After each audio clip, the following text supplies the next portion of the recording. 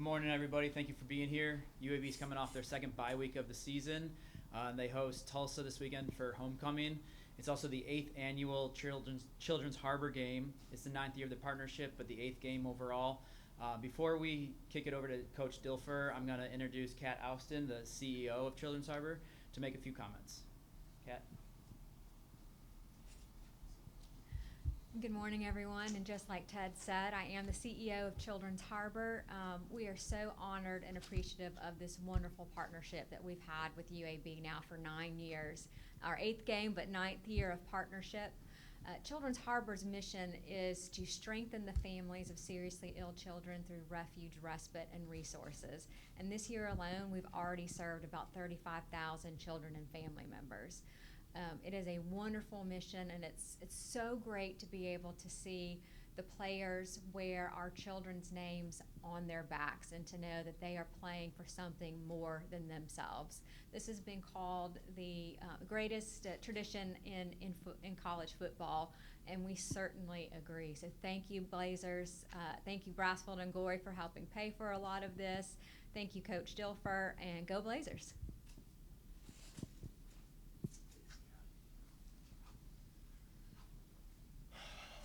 Wow, what an awesome week in the midst of a pretty brutal season. But again, I will reiterate what Kat said. We are honored, humbled actually by this partnership. I think when I got this job 2 years ago, this was one of the things in the interview process that was really a selling factor, was that what Bill Clark started in 2016-17 was a tradition that would live on forever, and that we'd be able to continue it. I think playing for something bigger than yourself is at the core of everything I believe in, and I want to build this program on. So excited about our kids' involvement with Children's Harbor. This year we've had multiple players go and serve there and spend time with the kids. This week, Emmy Nichols will come speak to us on Thursday, as well as having about 70 families, I believe, out at practice. The kids, the players that have been on the roster for a few years, Terrell McDonald, I'll speak to him specifically. He says this is the best part of the season, the biggest game of the season. I went back and watched a video from 2017, brought tears to my eyes the year this game was started. So obviously, I think it goes without being said, a mission like this is important to our family too, as we're a family that needed rescue and respite in a time of need. And it wasn't Children's Harbor, but it was a similar organization that came to our families, met us in our deepest need too, and we lost our son Trevin. So an important week, and something that our players, I'm sure, will find even extra motivation in. So with that, any questions? Just on that subject, with you say you learned about it during the interview process, but living this week last year, you've been through it one time. Kind of what was that first time through it like for you? It was special. It started with the press conference. Ted and I sat down before the first press conference this week last year and really talked about the background. I want to know more of the history and past players and their experience, and so I could communicate with our team, because a lot of our team didn't have any experience with the game. So to be able to educate them throughout the week, you just saw an energy and a perspective to our kids that is different than a typical week. So it was even more impactful than I imagined. I know you said a few weeks ago that Jacob Zena was day-to-day. Can we get an overall status update? Can we see him this Saturday or going forward? He'll be out this Saturday. We're still kind of figuring out his shoulder situation. I don't want to rule him out for the season, but he will not play this week. Coach, this Tulsa team's coming off a huge comeback upset. What do you see in them? How do you guys match up? Well, they have momentum. It was quite the comeback. I thought defensively they got big stops. They hadn't played very well defensively in the first half, and they came with some big stops in the second half. They created some havoc on the quarterback.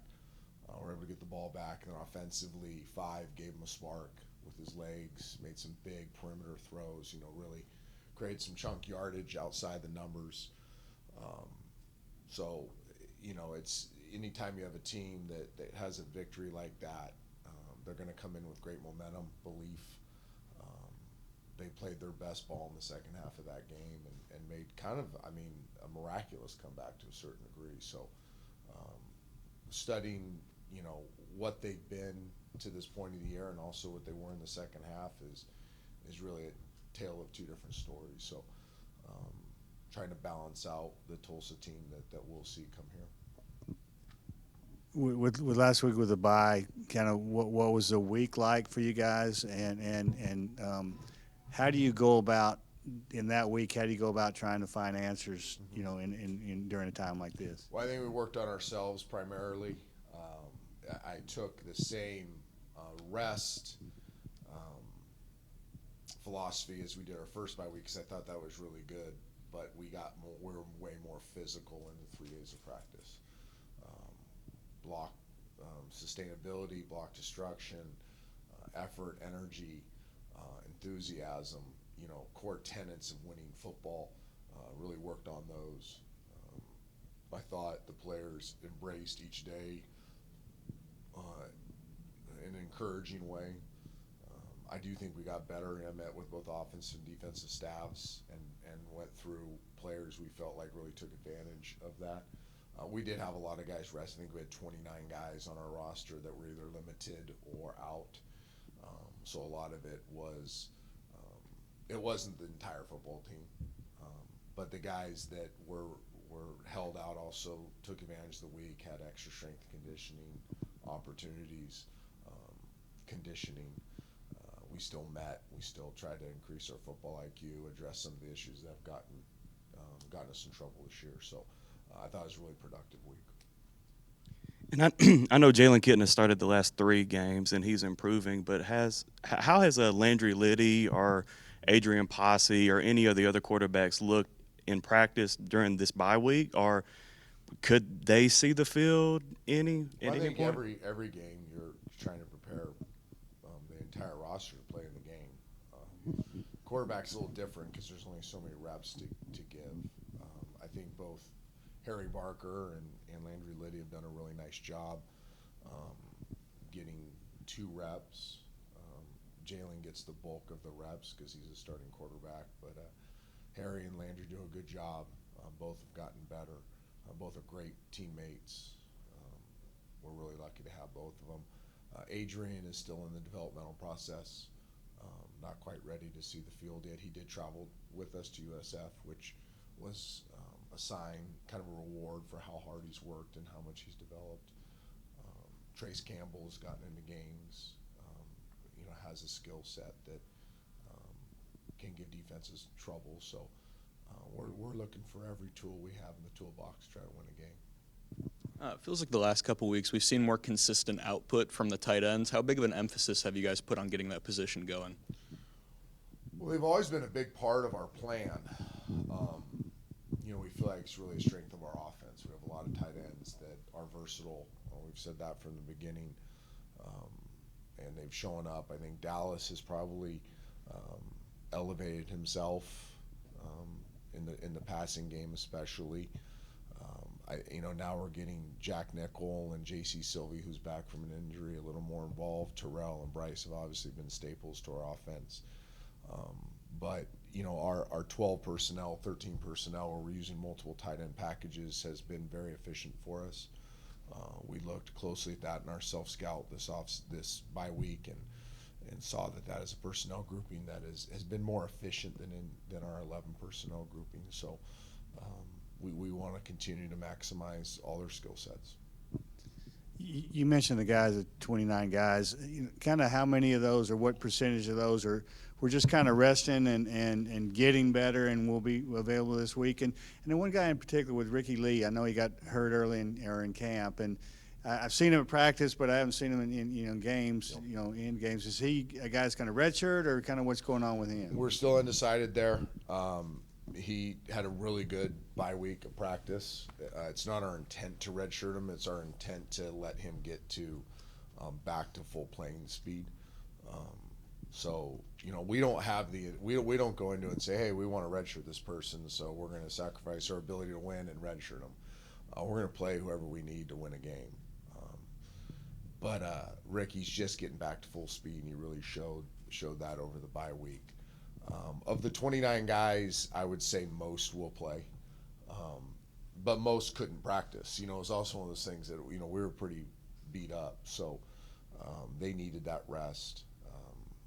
If they could practice, they did practice. And then there's, you know, hybrid practice. You know, a lot of them practiced in individual and then stayed out of the team drill. So, but I think we'll be pretty darn healthy leading up to this game. What challenges does the Tulsa offense, specifically their quarterback, pose for your defense this Saturday? Well, when he's hot, you know, anytime you're facing a hot player, I think he threw 5 touchdowns and 300 and something yards and a little over half a play. Made some big throws, used his legs really well. They used him in design quarterback runs, as well as he scrambled to create some hidden yardage. He's an older guy, you know, he's a grad transfer veteran, so I think he played over 1,000 snaps before he came to Tulsa. So, you know, a guy's played a lot of football.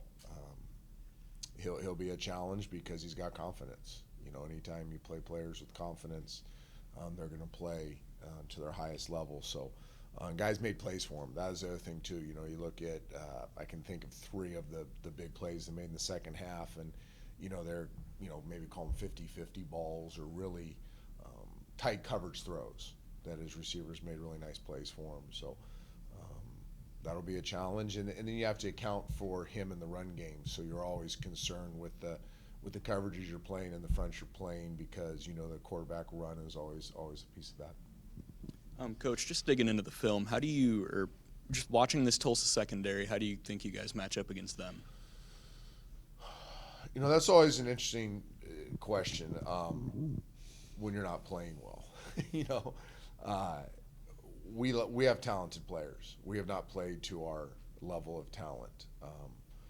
We like our skill position players really every week. You know, if you ask me that against Arkansas, I would say we had favorable matchups at times. So we feel like if we do what we're supposed to do, if the players play to the fullest of their potential, if we play within the structure of the schemes that we've asked them to play in, that we feel very comfortable with our one-on-one matchups.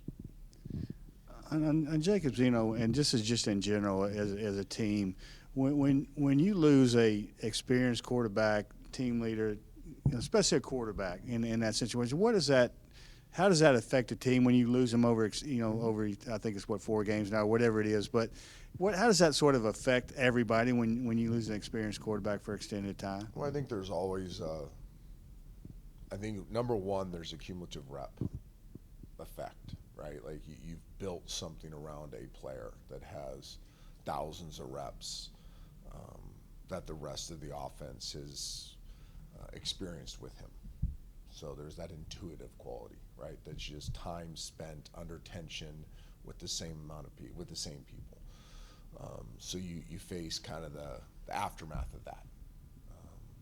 I think there's a cultural effect where when they're a building's used to a certain person getting the ball every time, and that's not happening. That there's so what I'm looking for, there's just a transitional period that goes on. But again, you know, this happens all the time. You know, you forget this happens all over the country all the time, and resilient teams move on.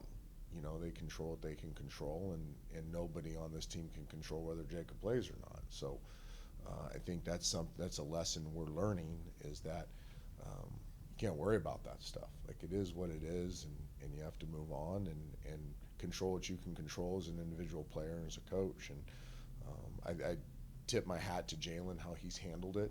You know, he's handled it in a phenomenal way. He's actually graded out at a very high level. And we expect for him to continue to get better as long as he's playing. And I know with Jalen, then how different is he? Is he different from the first snap he took this year till right now? I mean, do you progress that quickly? Yeah, he was reckless in the first game. He'd be the first to tell you. You know, and we got back. You know, we got behind so quickly and so dramatically, and tried to, as I said, put on the Superman cape. You know, he's had some bad breaks as well, things that were, you know, outside of his control that made him look bad, and he didn't flinch on those. He didn't point the finger. Has owned up to everything. He's had a tremendous attitude in the process, and has made a lot of plays. You know, I think the thing that hasn't been recognized is because we've lost these games, but he's made a lot of individual plays that have given us a chance. So there's still a lot of stuff he needs to clean up, and you know, we're diligently working on those things. I thought he had a really good bye week on cleaning up some of those things, especially ball security. But again, it's going to be a weekly process for somebody that hasn't played a lot of college football. You know, there's obviously we hope he's going to get better every single week. Final thing for me with Michael Moore at the level he's playing right now, and it seems like he's 2 or 3 times a game has to pick himself up the field and maybe limp off and come right back. Kind of, how has he played? Your assessment of how he's played this year? Well, he's played with great effort. He's gotten better. You know, and again, I don't like singling out certain players in press conferences, but he's a guy that to much is given, much is expected.